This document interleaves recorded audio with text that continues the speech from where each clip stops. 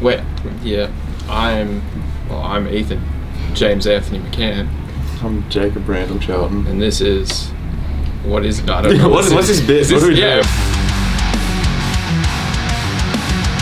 Oh no. Oh yeah. Man, you look so ugly. I'm really confused as to what the video is now. There's only one burger. Wonder what that means. More chicken. Yeah. That's just chicken. It's all just chicken. It's no dipping sauce. It's just chicken. Can I get it boneless? Can I get a boneless chicken? There's no sauce either. We're just eating dried chicken. Is this recording? Shit. No, wait, no swearing. Wait, are we swearing?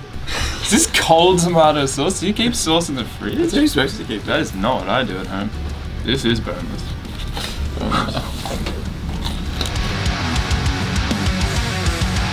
How we became a band. Tastes like chicken noodle soup. It tastes like shit. High school. Battle of the Bands. We battled the bands in year 8. We used to be in rival bands actually. Yeah. And I used to be the guitarist, and you were the guitarist as well, I think. And then both rival bands kind of split up, and Ethan and I found out that we actually like the same kind of music. So we kind of joined forces, and I actually played guitar in the band for a while we were doing that. And then, we couldn't find a vocalist for ages. In high school, we couldn't find a vocalist. Yeah, this is all like this is all high school. Our own material.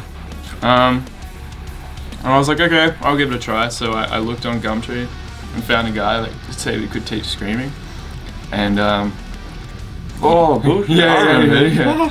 And I couldn't, like he taught me, but like he didn't teach me right because I was blown out all the time. But anyway, I did it, and we did our first cover of it was like North Lane, Amity Affliction, I think.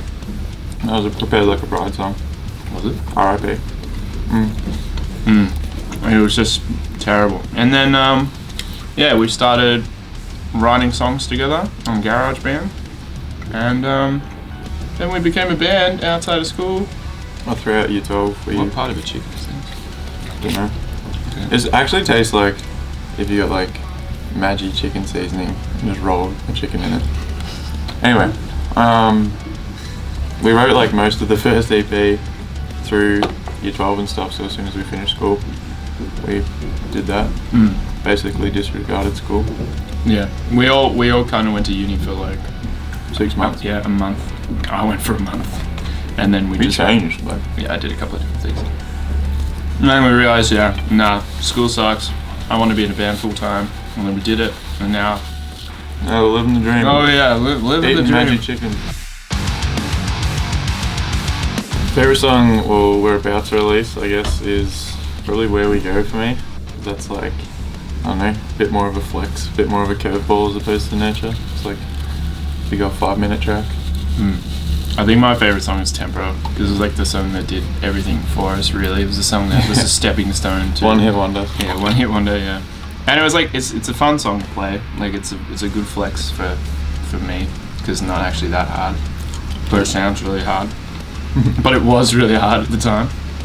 So it's just a good song. It's a good song to look back at our past and just be like, yeah, cool. Big milestone song.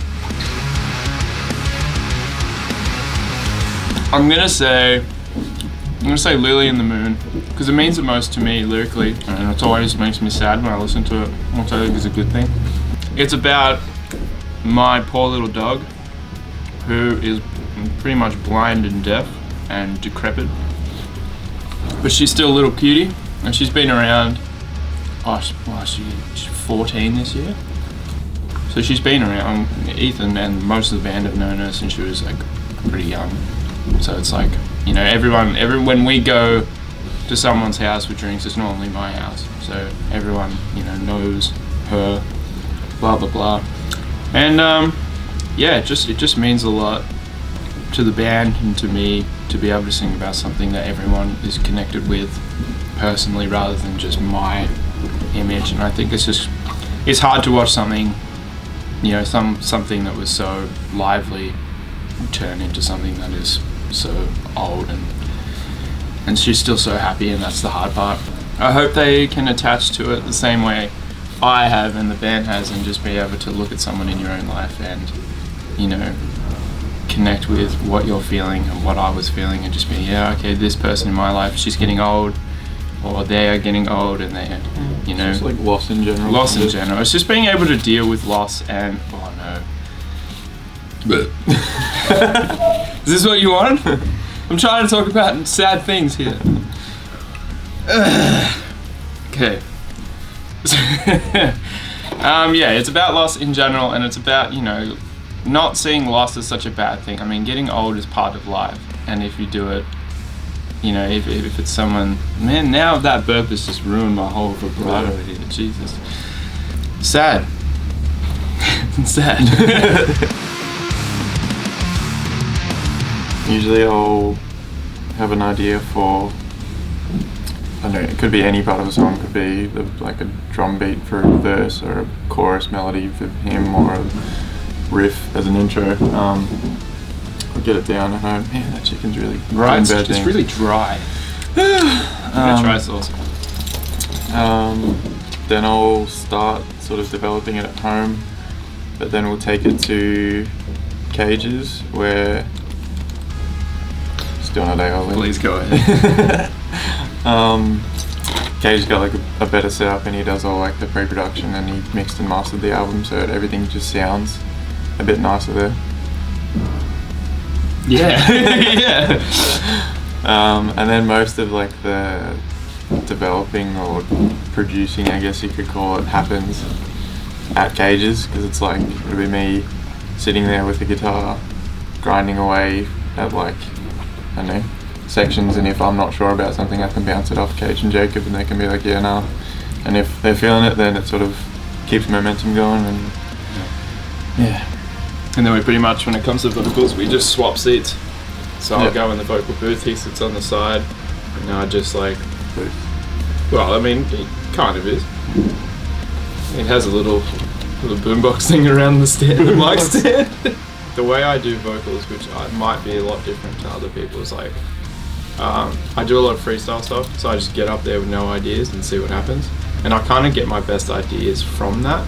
Because I feel like it's kind of hard to get the vibe you want on like voice memos or in your head, and I think like you have to just go and do it, and then you can create from there. And I think that it just works for my brain.